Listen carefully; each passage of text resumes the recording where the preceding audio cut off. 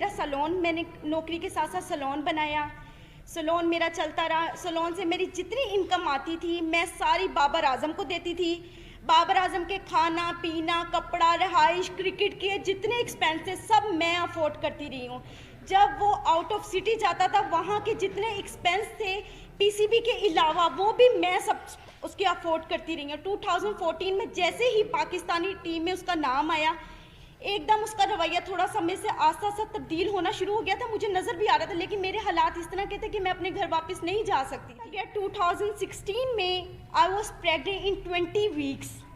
जब मैंने बाबर को बताया, उसका ये खबर सुन के एकदम रवैया इतना अजीब हो गया मेरे साथ, जैसे मैंने कोई गुनाह कर लिया है। मुझे मारा पीटा, काफ़ी मुझे इंसिस्ट किया और मैं उस वक्त बेबस थी बिकॉज मेरे पास तो कोई और ऑप्शन नहीं था। तो बाबर आजम ने मैं आखिर उसकी इस बात में मैं हामी भर ली।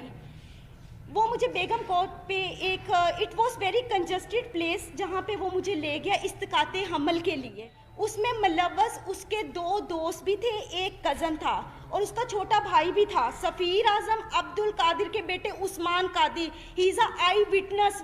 वो हमेशा 4 से 5 साल तक, जब तक मैं बाहर रही हूँ, उस्मान कादिर वहाँ पर आते रहे हैं। और उनके एक और नेट प्लेयर थे, जब ये एनसीए में ड्यूरिंग द क्रिकेट टाइम जो प्रैक्टिस करते थे उसमें नवीद नाम का एक लड़का भी था। जैसे जैसे वो अरूज पे आ रहा था उसकी हवस भी उतनी बढ़ती जा रही थी। वो मेरे साथ वो ताल्लुकात बनाता रहा जो ना हमारा कोई कानून इस चीज़ की इजाज़त देता और ना ही हमें इस्लाम इजाज़त देता है। 17 में आखिरकार इसने इतनी मरतबा मुझे मारा, इतनी मरतबा मुझे मारा पीटा और मुझे कई मरतबा इस दौरान इसने इनकारी भी शादी से की है। मैंने इस दौरान जो मेरी हॉस्पिटल में बाबर आजम मुझे लेके जाता रहा है एज अ बीन वाइफ, मुझे चेकअप करवाता रहा है। यहाँ पे उसकी प्रॉपर मेरे पास एविडेंस मौजूद है, जिसकी भी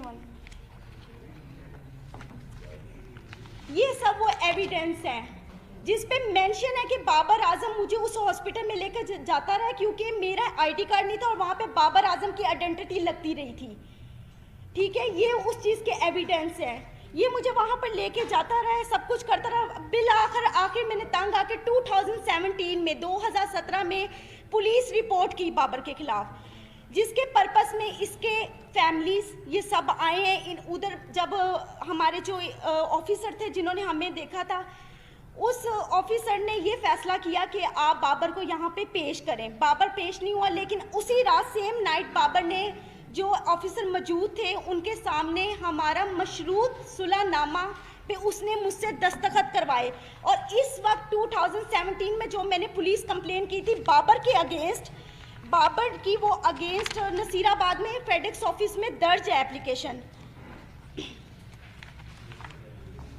एक मिनट, वो मौजूद है। और उसके बाद बाबर ने 2017 में बाहर के मुल्क किसी में जाना था खेलने के लिए। 2017 में जब कंप्लेन के बाद बाबर ने जाना था और हमारे यहाँ पे आई थिंक कोई PSL भी हो रहे थे, तो मैंने बाबर से सुलह सिर्फ इस वजूहात पे की थी कि बाबर मुझसे शादी करेगा। बाबर ने मुझे खुद इस चीज़ का यकीन दिलाया था कि वो मुझसे शादी करेगा। फिर आखिरकार 2017 में इसने सडनली अपना नंबर चेंज किया। वो नंबर भी इसका PCB में इसके ऑफिशियल रजिस्टर्ड है और जो इसका इस वक्त मौजूद नंबर है वो भी इसका ऑफिशियल नंबर मेरे पास मौजूद है, जिसमें मुझे कॉन्टेक्ट करता है, मुझे मैसेजेस करता था। और फिर उसके बाद इस तरह वक्त 3 साल से मजीद मैं बाबर आजम की इस हवस का निशाना बन रही हूँ। अब उसने आकर मुझे साफ इनकार कर दिया कि ना मैंने तुमसे शादी करनी है, ना मैं तुमसे कोई ताल्लुक़ रखना चाहता हूँ और ना ही तुम मेरा कुछ बिगाड़ सकती। क्योंकि आज से 10 दिन पहले भी मैंने उसके खिलाफ पुलिस कंप्लेंट की, क्योंकि 20 नवंबर को जब इसने जाना था उससे एक दिन पहले, मैं आपको लाइव उस चीज़ के सब सबूत दिखाती हूँ। इसने मुझे कॉल की, इसने कहा अगर तुम किसी भी पुलिस के पास गई या तुमने मुझसे अब मुतालबा शादी का किया तो तुम अपनी जान से भी जाओगे और तुम्हें यही नहीं पता कि मैं तुम्हारे साथ करूँगा, क्योंकि सारी जिंदगी उसने मुझे मारा पीटा तो वैसे बहुत ज़्यादा है। हद से ज़्यादा ज्यादती के बाद आज मैं यहाँ पे इंसाफ लेने आई। बाबर आजम के पास मेरे तमाम वीडियोस, मेरी हर चीज़ उसके पास मौजूद है। सिर्फ वो अपनी पावर दिखाना चाहता है।